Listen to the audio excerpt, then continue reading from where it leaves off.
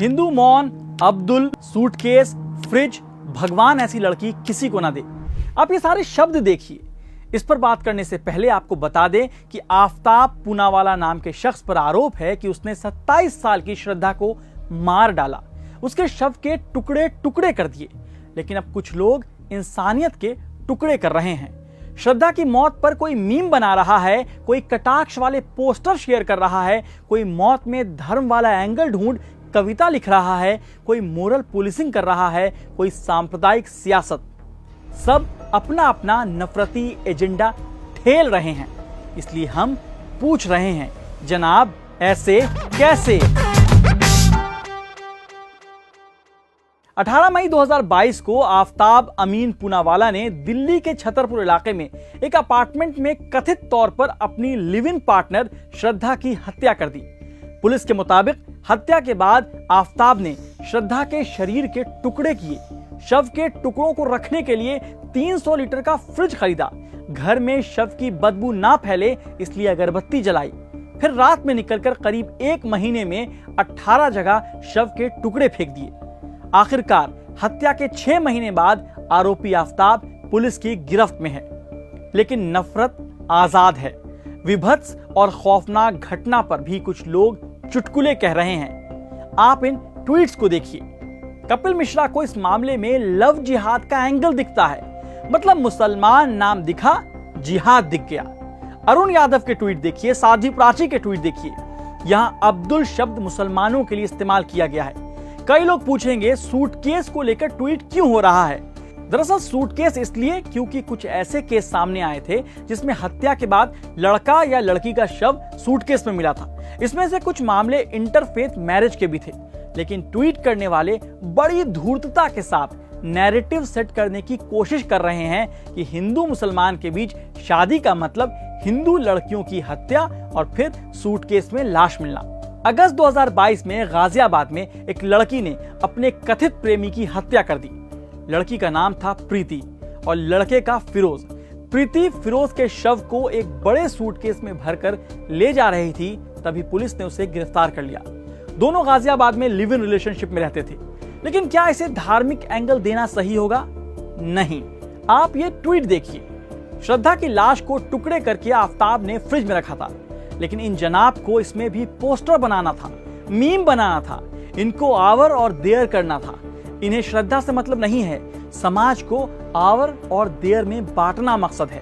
देवकी नंदन ठाकुर जी का ट्वीट देखिए। ये संत हैं, कह रहे हैं कि हिंदू बेटी श्रद्धा के तुमने 35 टुकड़े क्यों किए पता है? क्योंकि अभी हिंदू मौन है। जागो हिंदू जागो। चलिए तो देवकी नंदन जी को कुछ अपराध की घटनाओं से भी मिलवाते हैं। साल 2010 का अनुपमा गुलाटी हत्याकांड याद है? इंजीनियर राजेश गुलाटी ने 1999 में प्रेम विवाह किया था। पेशे से सॉफ्टवेयर इंजीनियर राजेश गुलाटी ने अपनी पत्नी अनुपमा गुलाटी को मौत के घाट उतार दिया था। इसके बाद शव के 72 टुकड़े किए थे।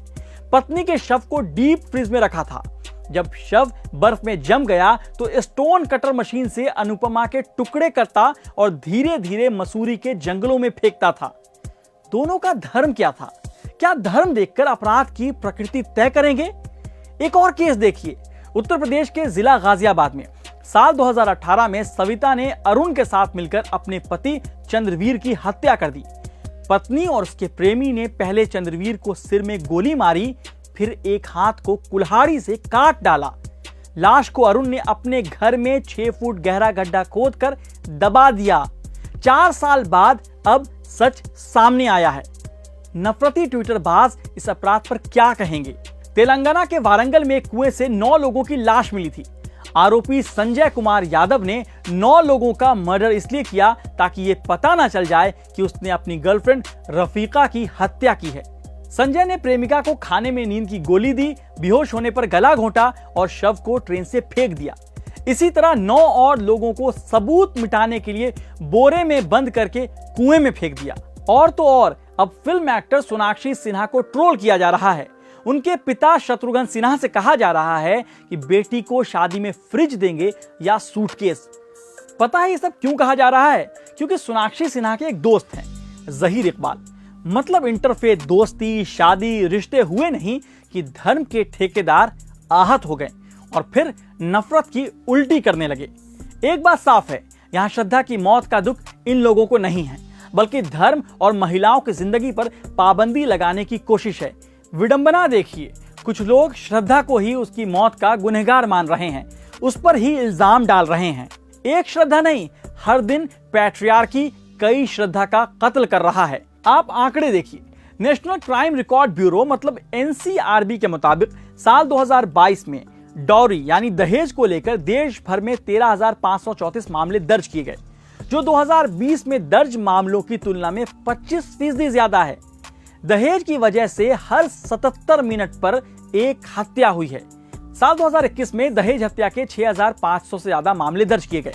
साल 2020 में दहेज हत्या के 6,800 से ज्यादा मामले सामने आए थे। भारत में 2021 में आत्महत्या से 45,000 से ज्यादा महिलाओं की मौत हुई, मतलब लगभग हर 9 मिनट में एक की मौत। इन 45,000 में आधे से ज्यादा यानी करीब 23,000 हाउस वाइफ थी। 2021 में भारत में हर दिन औसत 63 हाउस वाइफ की मौत आत्महत्या से हुई। साल 2022 में पति या रिश्तेदार द्वारा हिंसा के 1,36,000 मामले दर्ज हुए थे। एक बेहतर समाज के लिए हमें समझना होगा कि हत्यारों को सजा मिलनी चाहिए, लेकिन असली मुद्दों से ध्यान भटकाकर धार्मिक उन्माद फैलाने वालों पर भी लगाम लगाने की जरूरत है। नफरत को फैलने से रोकना होगा। श्रद्धा की हत्या हमारे समाज की कई गंदी तस्वीर सामने ले आई है। परिवार, दोस्ती, समाज, मेंटल कंडीशन, महिला सुरक्षा, इन मुद्दों पर गंभीर चर्चा और सख्त कानूनी एक्शन की जरूरत है।